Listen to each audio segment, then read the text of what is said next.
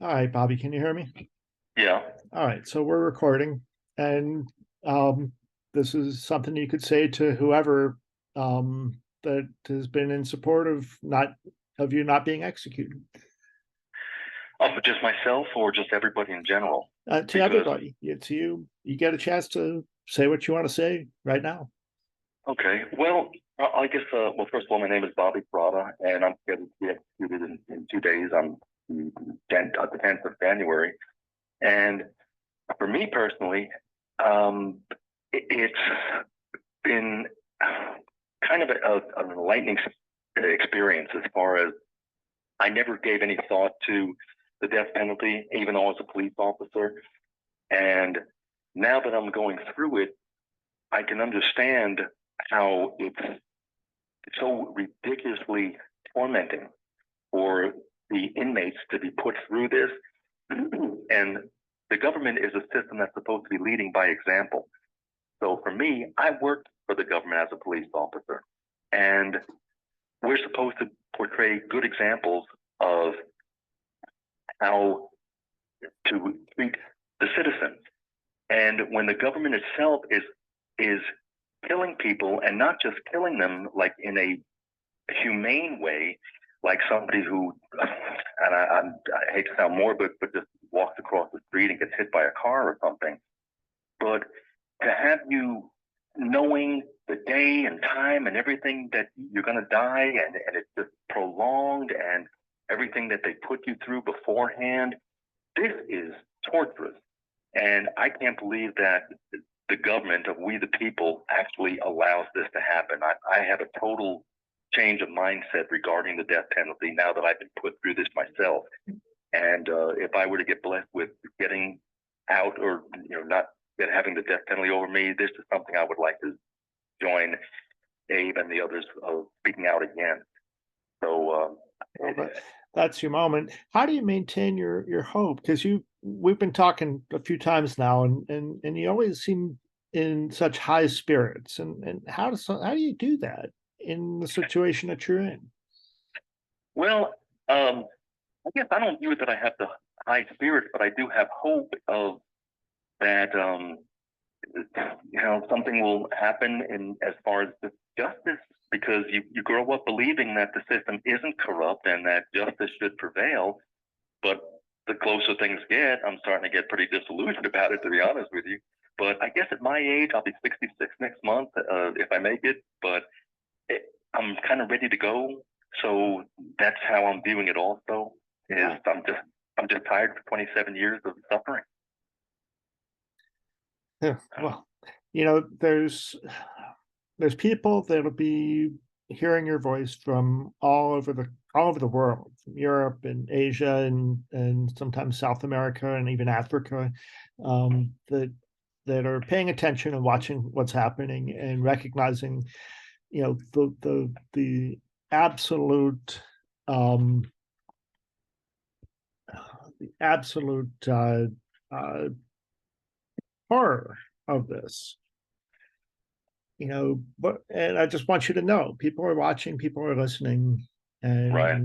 and we're praying for you, Yeah. Thank you. and we're standing with you. I sure appreciate it. I appreciate all the prayers and all the physical help that goes into it from all the anti-death penalty people, not just myself, but for everyone who's on death row around the country.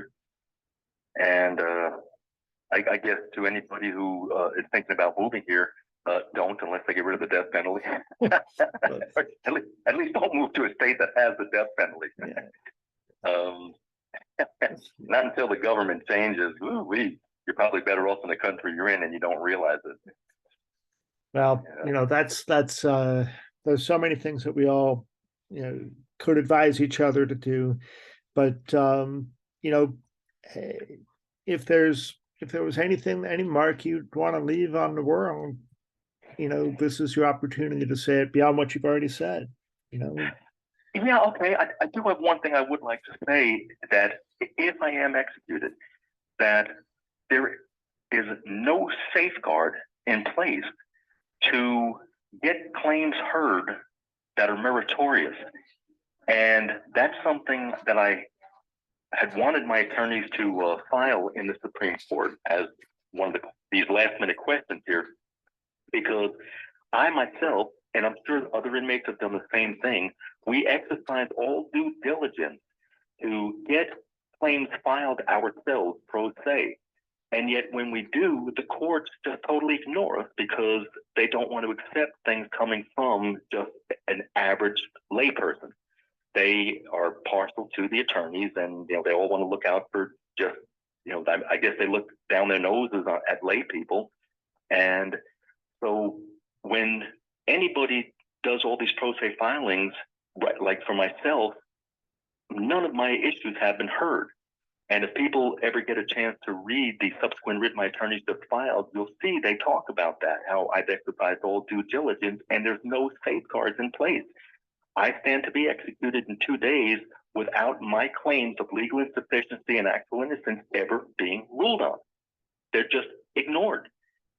So I just hope that if my death occurs, that something will change where the Supreme Court will make a ruling that safeguards have to be imposed to where all these meritorious claims need to be ruled on by the lower courts before somebody can be executed. At the very least, that's to me what should happen. Yeah, well, that's what we've been talking about, and as I know about the Shin ruling that made it even harder. I can tell you that everybody listening is committed to working to change that, and we're going to do everything that we can. Yeah, well, if you read my certiorari, you'll see I argue that the Shin ruling actually is telling the court that they have to go ahead and start paying attention to our pro se filings, because that ruling puts the onus on the prisoners to cover for their incompetent attorneys.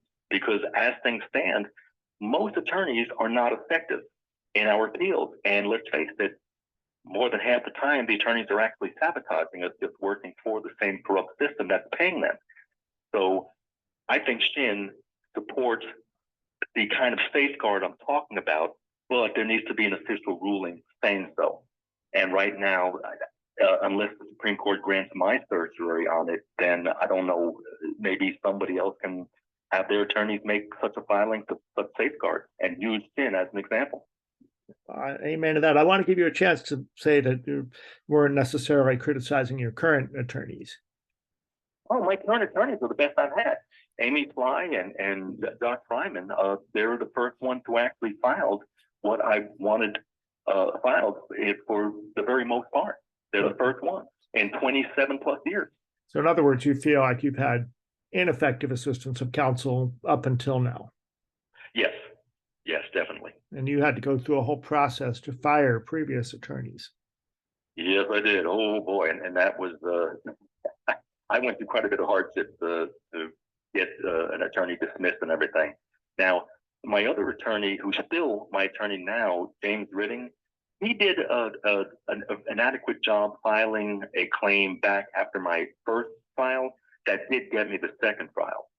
And but then it was just he didn't cite what I wanted cited for this second trial, but Amy and Josh finally did. But it looks like it's according to the CCA, they're saying it's too late.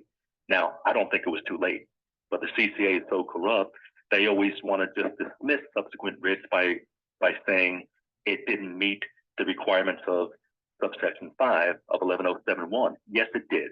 Okay, people, it did. It met the requirements. Just like my 2 previous subsequent writs did meet the requirements. But the CCA judges are so corrupt, all they have to do is say, no, you didn't. And that's that. There's no recourse. And that's where we need the Supreme Court to step in with a safeguard. Well, and your attorneys are filing are appealing that, right? Well, they filed another certiorari that's still pending, but it's dealing only with one issue. They only wanted to ask one question, and instead of asking a question regarding safeguards, I didn't get a chance to speak to them beforehand to give them my input about the question regarding the safeguard. So I don't even know their question. I haven't seen a copy of it, but it's something dealing with a Brady issue of withholding evidence regarding the hypnosis of an eyewitness. Right. Well, That's all I know. That's part of what the op-ed that we wrote about is, and it's what they've among the issues of concern that they shared with the media, and that we've got on our webpage about the witness, the neighbor across the street that saw the shooting, who originally saw 3 people, and then one of whom she described as a flash of red running across, and then they hypnotized her, and after that she only saw 2 people. So right, in other words, it was after the hypnosis they instilled it in her that all she saw was a flash of red. No, she saw red or maroon pants on a person standing over my wife. Right. So it changed after the hypnosis. They wanted like her to forget about the person wearing the red or maroon pants. Yeah, and that was back in the early 1990s. Was it 94? Yes. Yeah. So and since then, Texas law enforcement agencies have stopped using hypnosis because they recognize that it's junk science. But that's part of what sent you to death row. Right. All right. Well, you know, we're all praying for you, and we're just, you know, doing everything we can to shine a spotlight on this and to recognize that this is a system that gets it wrong. And even if they get the right person, often the system and the process is flawed. And yeah, well, like I said, I thank everybody. If it goes through, then I hope that somehow my death can help other people, and with changes being made, and ultimately for abolishing the death penalty nationwide.